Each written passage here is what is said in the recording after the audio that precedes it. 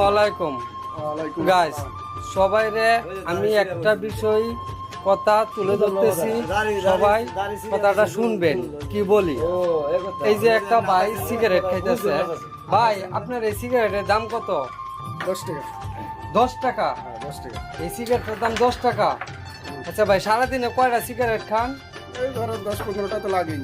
10 থেকে 15টা। আচ্ছা 15টা আমি বাদই দিলাম। যদি দৈনিক 10টা সিগারেট খান, 10টা সিগারেটের দাম হচ্ছে 100 টাকা। ঠিক আছে, 100 টাকা।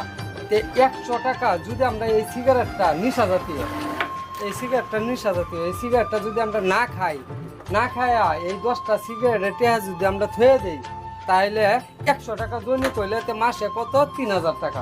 3000 টাকা। তাইলে আমরা যারা গরিব মানুষ আছি, ঘর বাড়ি নাইগা, তখন যদি 10টা, একটা ইটের দাম কত? 10 টাকা। তাইলে যদি একটা ইটের দাম যদি 10 টাকা হয়, তাইলে একটা সিগারেটের দাম 10 টাকা। এই সিগারেটটা যদি না খাইয়া এই একটা ইটের দাম যদি 10টি হয়, একটা সিগারেটের দাম 10টি হয়, তাহলে এই সিগারেটটা না খাইয়া যদি এই 10টি দিয়ে একটা ইট কিনি, তাইলে সারাদিনে 10টা সিগারেট খাই, 10টা ইট হয়। এই হিসাবে মাসে 3000 টাকা হয়, তাইলে কতটি ইট হয়? অনেক টিট হয় না? তাইলে যদি বছর শেষে তাইলে একটা ঘর আমরা খাড়া করতে পারি না ভাই? আমরা আজকে থেকে আমরা তওবা করি, আর আমরা এই সিগারেট খাবো না। সিগারেটের খাওয়ার যে টাকাটা, এই টাকাটা আমরা ইনভেস্ট করবো কোনো এক জায়গায়, একটা ব্যাংকে বা একটা এই যে মাটির ব্যাংকে বা একটা ডিব্বার ভিতরে রেখে দিব 1 মাস রাখার পরে মনে করুন এই টাকাটা তো অন্য অনেক কাজেও লাগতে পারে, বা মনে করি যে 1 বছর পরে ভাঙবো, তাহলে দৈনিক 100 টাকা করে তুললে মাসে 3000, বছরে 3 বার 36,000। তাহলে আমার একটা ছোটখাটো কুড়ের ঘরের মতন ইট আনা হয়ে যায়। আর কিছু টাকা আবার এভাবে যদি আর 2-3 মাস জমাই, তাহলে মিস্ত্রি খরচ শুদ্ধ হয়ে যায়। তা আমরা কি গরিব মানুষের এটা সব চাইতে ভালো হয় না?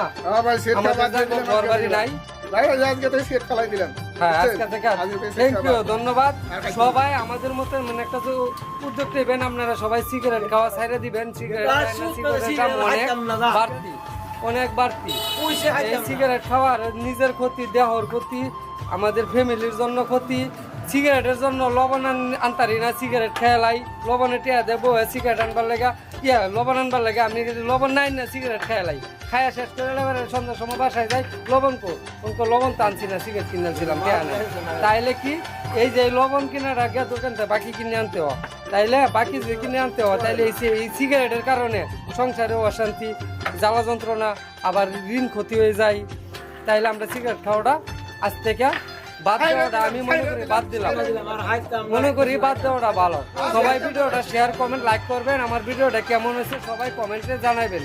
সবাই ধন্যবাদ। আসসালামু আলাইকুম ওয়া রাহমাতুল্লাহি ওয়া বারাকাতুহু।